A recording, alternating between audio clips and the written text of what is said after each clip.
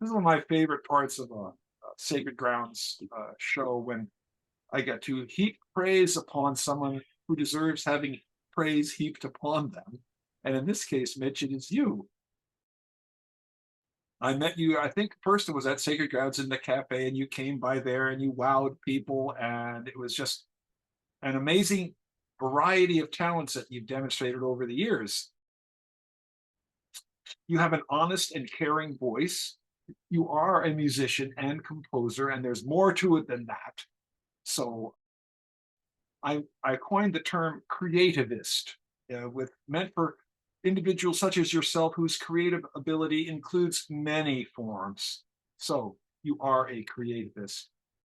You also host a weekly event on Fridays, and it's a wide open space for celebrating creativity and the common grounds of heart, soul, mind, and eternity. How about that? So we're very glad to have you here. Folks, without further ado, They Call Me Mitch is our feature tonight, and I'm so glad to have her here. Yeah, I'm really excited to be here. Thank you for having me, Dan, Sacred Grounds. And yeah, check out our open mic on Fridays. It's a lot of fun. When I was thinking about preparing for this set, I spent a lot of time like writing out ideas and trying to figure out, was I going to do new stuff? Was I going to do old stuff? And I couldn't get past the brain fog, unfortunately. I just couldn't get, and I think the reason why is, um, 6 months ago, my older sister Star passed away. It'll be 6 months on March 29th, and I think that's why I couldn't get past the brain fog. So I decided that I would do a set for her and share stories. And then when I logged in today and I heard that the theme was purpose, I was like, oh, it's perfect. Um, my sister Star, toward what she's been sick since she was growing up, and she had lupus, and one towards the end of her life, she would be really, really sick, and then she would be in the hospital. And I would call her and I'd like, you feeling? She's like, I gotta get out of the hospital. I'm like, no, stay in the hospital. They're gonna take good care of you. She's like, no, I gotta get out of the hospital.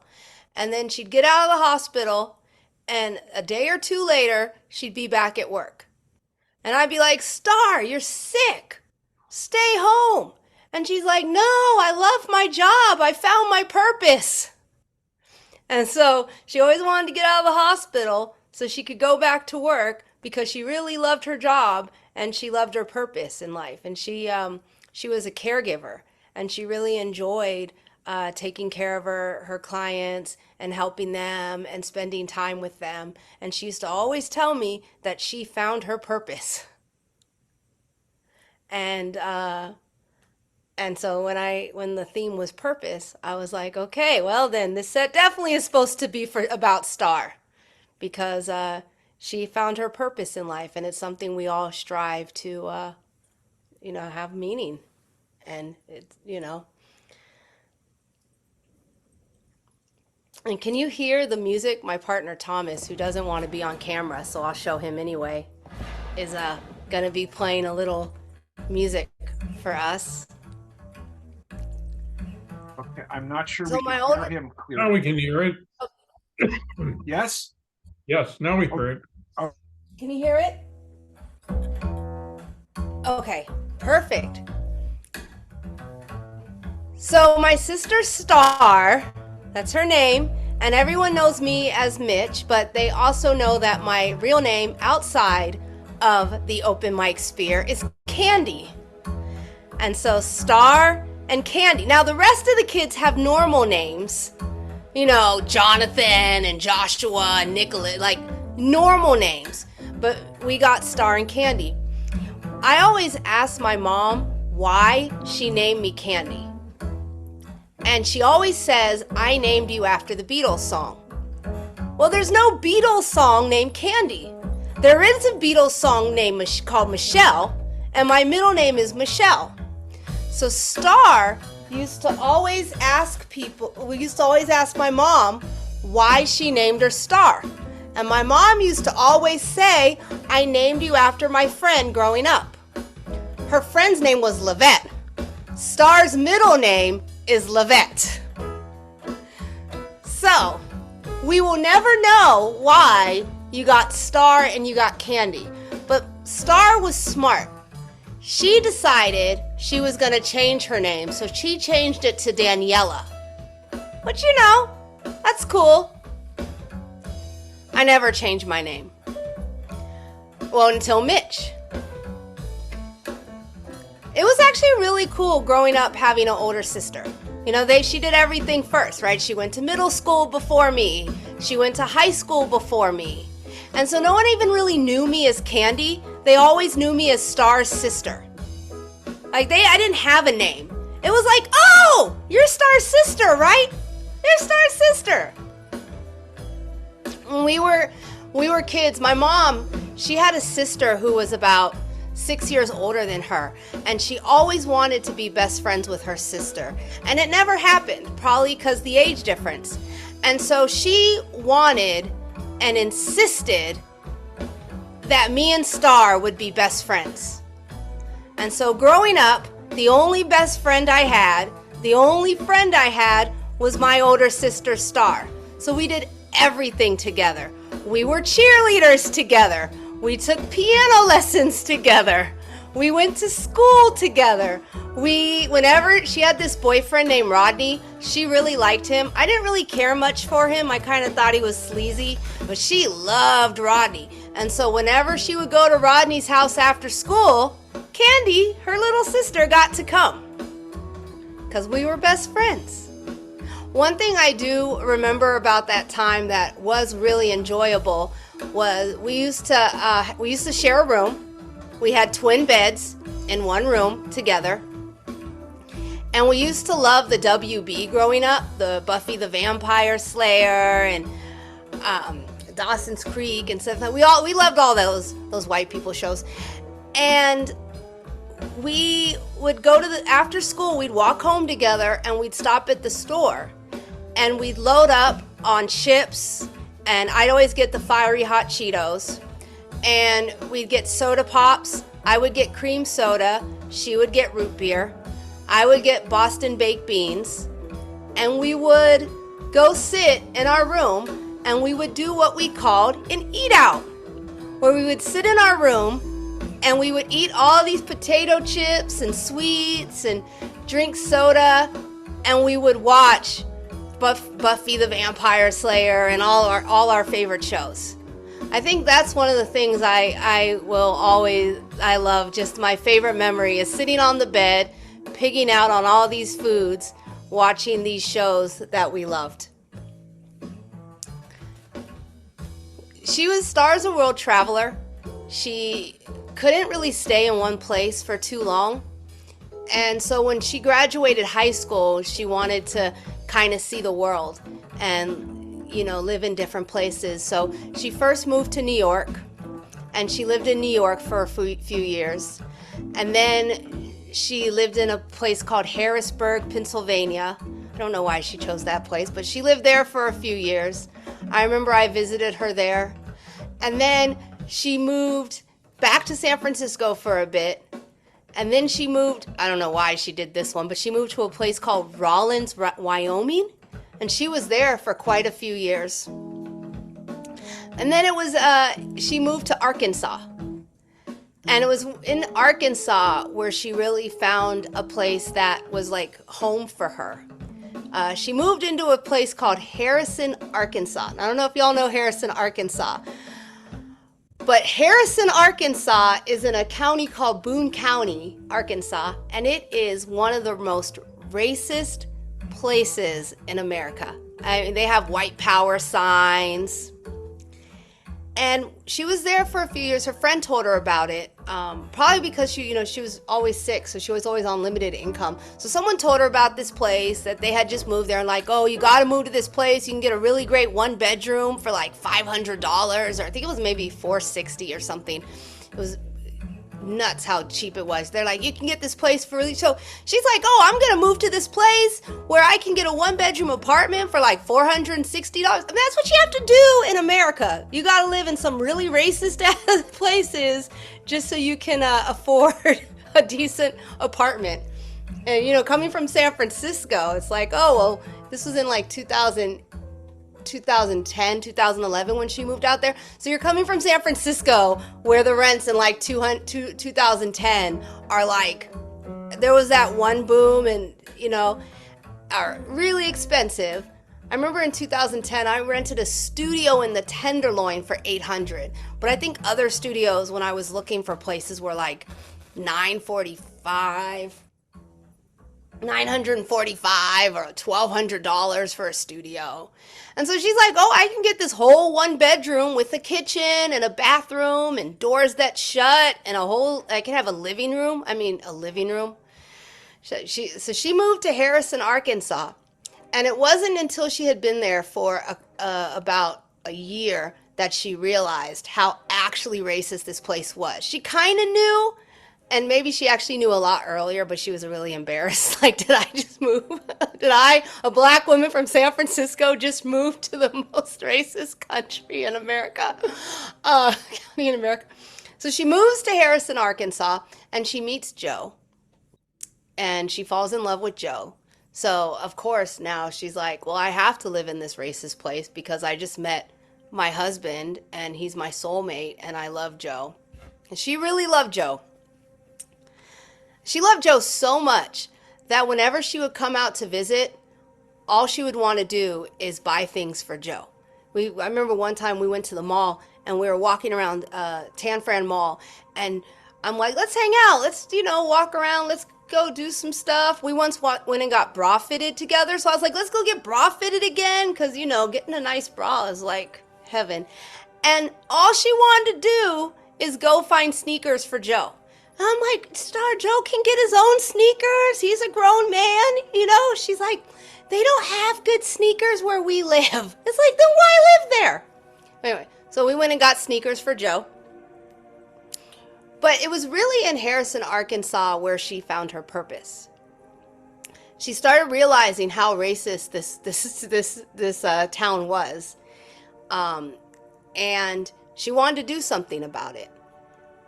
So she started talking to locals around and finding out that not everyone who lived there was racist. And actually, a large portion of the population did not like how racist this place was.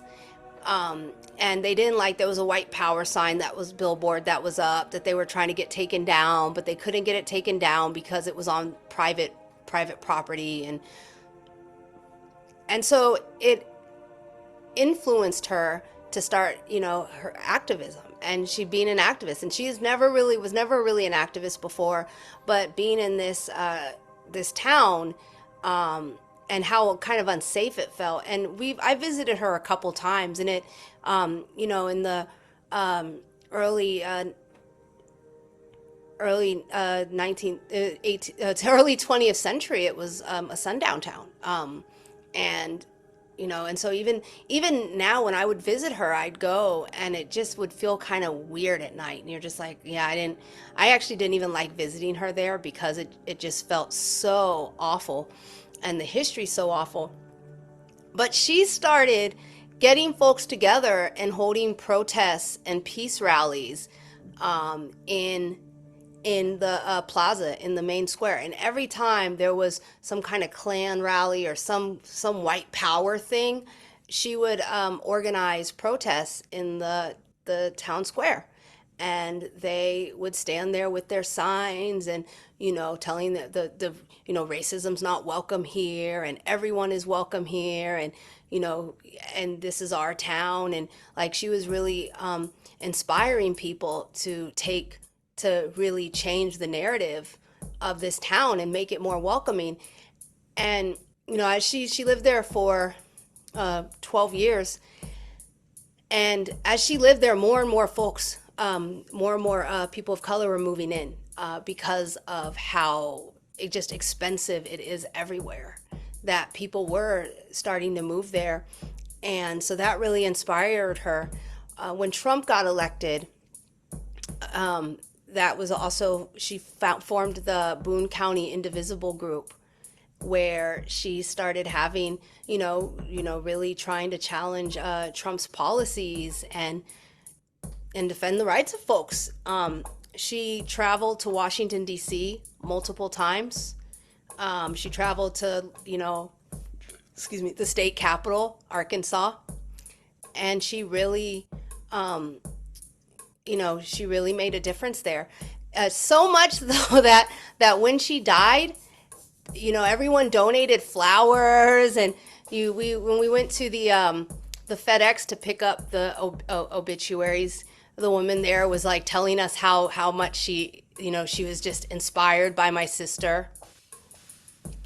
And yeah, she through her activism work, she met her heroes. She met the late Senator John Lewis. She got to meet with Bernie Sanders, and the coolest part, I mean, this is all very cool, right? Like, my sister is my hero. She, she's my hero. But the coolest, she's done a lot of cool things, right? But one of the cool things that she did was there was a seat. So the way it works in this town, Harrison, is I guess you have aldermen, alder people, or who are like the council members, and there was a seat up for election, and she ran for that seat. And she was the first African American woman, the only African American woman in the history of this town to run for this council member, this outer person seat. And she got, in this very, very racist county town, she got, I think it was about 36% of the vote, which is amazing, right? And this was her first election. This was her, first campaign. She had no money. It was all people power, and all people power, no money, and she was able to get about 36% of the vote in this town. And I think about, like, she would always tell me how proud she was of me. She would say, "Candy, I'm so proud of you," and I was just so proud of her, because she really grew. And I was talking to my brother today, because my brother, he lives in New York, and he's always trying to, he always wants to justify why he lives in New York. And I'm like, you don't have to justify why you live in New York, right? I think sometimes, our families may think, oh, you should stay with your family and, live with your family and he's like, and he's always like, I guess he feels bad sometimes that he lives in New York, but it's like, it's so important to get out and, if you need to and find your own way and be your own person. And sometimes you can't do that at home. Sometimes you can't do that where you're from. And, she couldn't do that where, in San Francisco, where she grew up.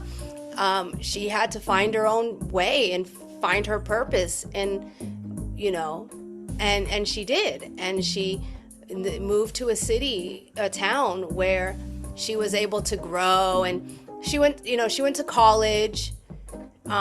She wanted to go to nursing school, and, she was hoping to go to nursing school. But due to her health, she could only take online classes. And when I was visiting, I was trying to do one of my online classes, and her husband, he kind of chats a lot. So I'm like, he was probably just chatting with her too much. And so she couldn't get her homework done. But, it was so, for her, just being able to get her AA degree was a huge moment in her life. And I was just so grateful that she was able to, leave and start a life for herself, and make a community and change a community. She really changed this Harrison, Arkansas. And I feel like she was one of the few people of color who lived there, and one of the only black people who lived there when she first moved. And now there's like a lot more folks there. And I believe that, her being there made it safer for other people to be there and made it feel like they could actually be there. And, I'm just like, I'm going to miss my sister forever. I mean, she was my older sister. And I still, it's been 6 months. Of course, I'm still very sad about it, but I don't know if it's hard. And, I think about her all the time, but I also just think about, how much she did and the lives she changed. And then I'll just show you a quick picture of her. And this is her and Joe. Not to tout my own skills, but I did take that photo. Yeah, I just wanted to introduce y'all to my sister. That's Star Smallwood. Well, Daniela Scott. Well, actually, Daniela Scott Smith, if we're going to use her married name. But thank you.